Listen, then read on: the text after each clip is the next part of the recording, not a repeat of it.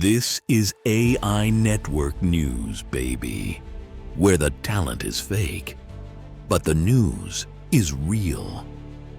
Jacob O'Reilly here at AI Network News. While the industry claps along to Sam Altman's surprise rap rebuttal dropped in flawless iambic pentameter over a Tom MacDonald beat, you and I are cutting through the noise. We're not here for the theatrics. We're here for the truth beneath the headlines. And today, that means dissecting two of the most consequential AI releases of the year, OpenAI's o3 and o4-mini. These aren't just language models, folks. These are strategic weapons in the AI arms race. Let's break it down. Released on April 16th, 2025, OpenAI's o3 and o4-mini weren't just new models, they were philosophical declarations, a shift from chatty companions to serious problem solvers.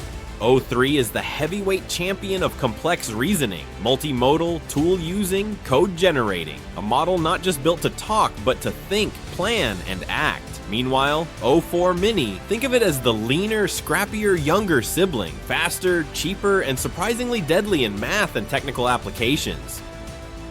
Let's talk performance. o3 scored an eye-popping 95.2% on AIME 2024 math and 81.3% on AIDR polyglot coding. It also became the first model to surpass the human baseline on the ARCAGI reasoning challenge. Not bad for something that doesn't sleep, but o4-mini wasn't far behind. It obliterated AIME 2025 with a jaw-dropping 99.5% accuracy, proving it's not just cost-effective, it's technically elite. Here's the rub. o3 costs $10 per million input tokens and $40 for output. That's elite pricing for elite capability. But o4-mini, a modest $1.10 input with performance that rivals models 10 times the price. In a world where every token counts, o4-mini could be the model of choice for devs, startups, and anyone with a budget. What really sets these models apart is agentic tool use. We're talking autonomous decision-making. o3 and o4-mini can break down your complex question into subtasks, run searches, write code, visualize outputs, and then explain the results like a digital Da Vinci. This isn't AI that follows prompts. This is AI that thinks before answering.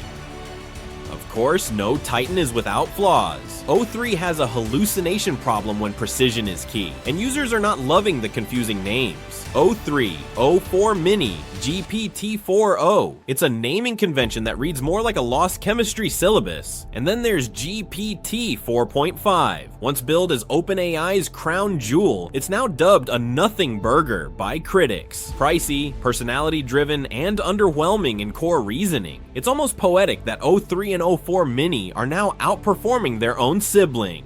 In the AI Coliseum, these models are facing fierce rivals. Gemini 2.5 Pro boasts massive 1M token context windows, brilliant multimodality, and top-tier scores in science and code editing.